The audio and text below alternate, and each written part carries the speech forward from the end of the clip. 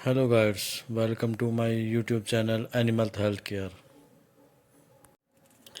इसके पिछली वीडियो में हमने बताया था कि एक पशुपालक कैसे पता कर सकता है कि उसका जानवर बीमार है और उसको अब ट्रीटमेंट की आवश्यकता है।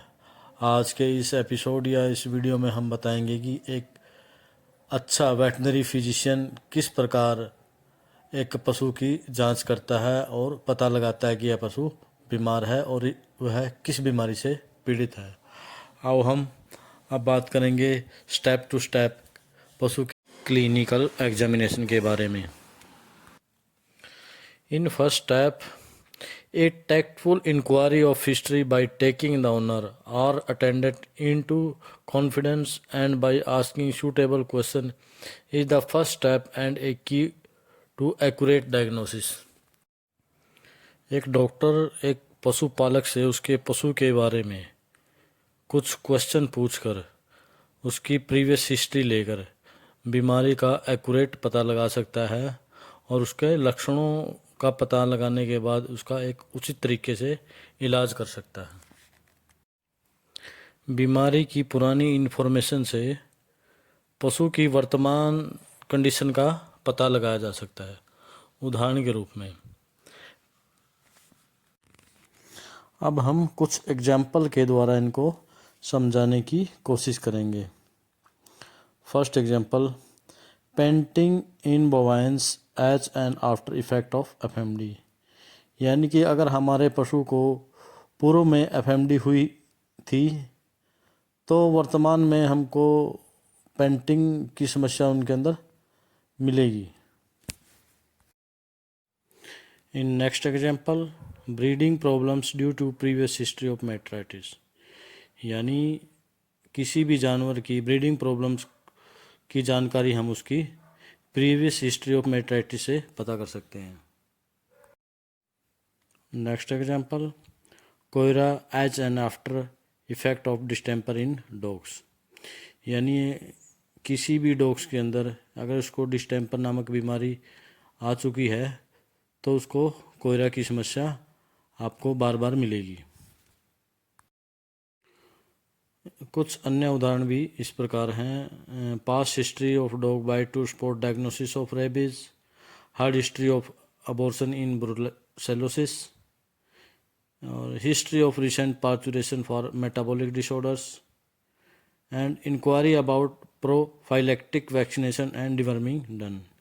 इस प्रकार हम पशुओं की प्रीवियस हिस्ट्री से वर्तमान में जो पशुओं को बीमारी हो चुकी है उनके डायग्नोज अच्छी तरह से एक्यूरेट तरीके से उसको पता कर सकते हैं।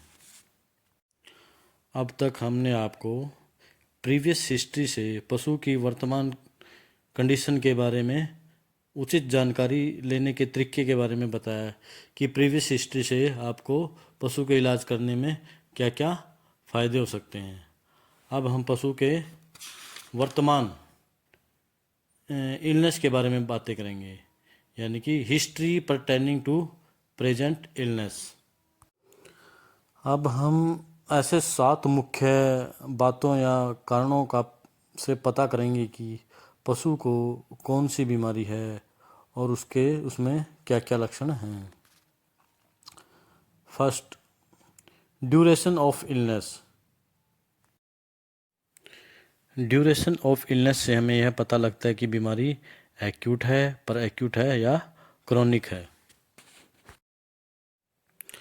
पशुपालक से अब हमारा दूसरा मुख्य क्वेश्चन यह होगा कि पशु का बिहेवियर कैसा है और उसके बॉडी फंक्शन कैसे हैं। बिहेवियर से हम यह पता कर सकते हैं कि पशु को कौन सी बीमारी है।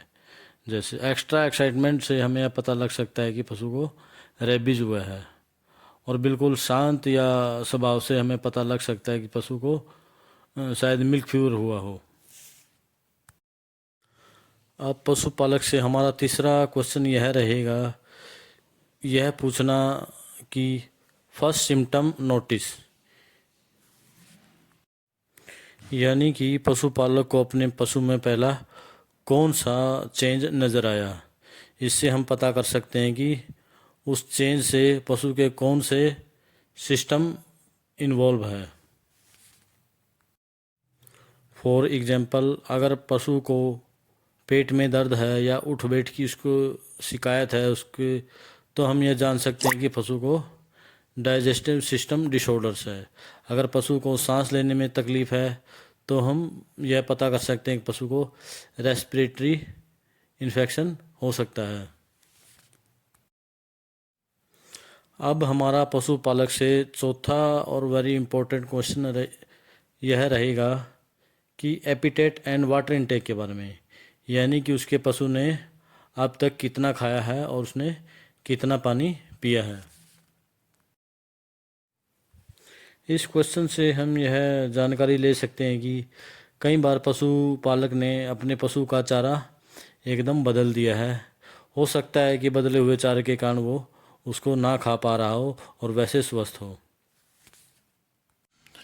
अब हम पशुपालक से उसके पशु के बारे में पांचवा और महत्वपूर्ण क्वेश्चन पूछेंगे, परिस्थिति के बारे में।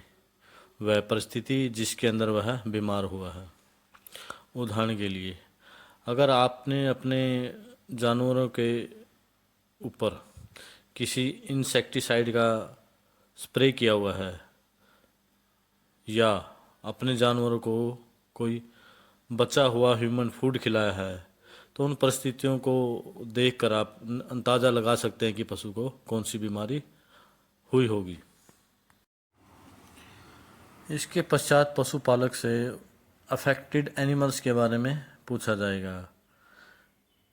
इस प्रश्न के पूछने के पीछे का मोटो यह रहेगा है कि हमें इससे इन्फेक्शन डिजीज़ के बारे में पता लग जाएगा कि उसका पशु किसी दूसरे इन्फेक्टेड पशु के साथ या उसके प्रभाव में आया हुआ था या नहीं।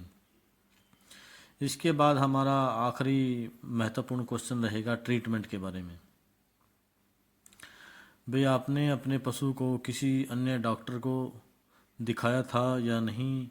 अगर उस डॉक्टर ने उसका इलाज किया था तो उसने उसको क्या क्या दवाइयाँ दी, क्या क्या उसका इलाज किया, इसके बारे में हल्की फुल्की या गहन जानकारी आप उससे ले सकते हो बीमारी का अंदाज़ा लगाने के लिए। जैसे अगर आपके पशु को ड्रेंचिंग निमोनिया हो चुका है तो आप पता कर सकते हो कि अन्य डॉक्टर ने उसको कोई दवाई दिलवाई थी या नहीं। या ड्रग्स रेजिस्टेंस के बारे में भी यह जानकारी बहुत महत्वपूर्ण होगी। और ट्रीटमेंट को बदलने या वही रखने में भी काफ़ी सहायक यह क्वेश्चन रहेगा। दोस्तों, आज हमने जो जानकारी आपको दी, यह जानकारी आपको कैसी लगी कृपया कमेंट बॉक्स में हमें ज़रूर बताएं।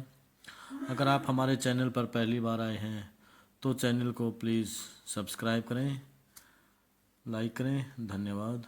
जय हिंद।